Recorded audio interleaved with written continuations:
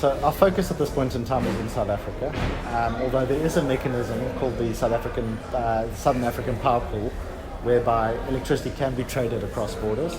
That is something we are looking at potentially into the future to be able to provide companies with operations in bordering countries to be able to say, so we can generate energy in South Africa and take that. But I think definitely with the demand for electricity in South Africa, our focus is here right now. Currently in South Africa, we have around about, it varies time to time, but about 8 to 9% of our grid is renewable. Compared to the rest of the world where it's actually, I think the median is sub 50 on that. So we have a long journey to go, and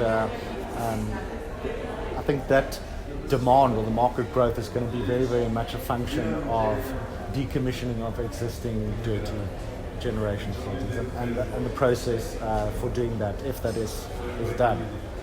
So I think that is one important factor, replacing dirty electricity with dirty generation with clean generation or renewable generation.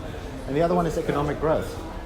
Electricity consumption is very much correlated with economic growth. The more the economy grows, the more consumption there is. And I think there's been a lot of businesses, and I think a lot of people in South Africa with a few years of load shedding this country that have held back on investment in capital projects. And I think now that has been lifted or softened quite a bit, I think demand might actually pick up. So you have two factors, decommissioning and increased demand. And with that being said, projections are that by 2030, we will need more than 30 gigawatts worth of renewable energy. How we achieve that, still to be determined, but I think it's a good and ambitious goal.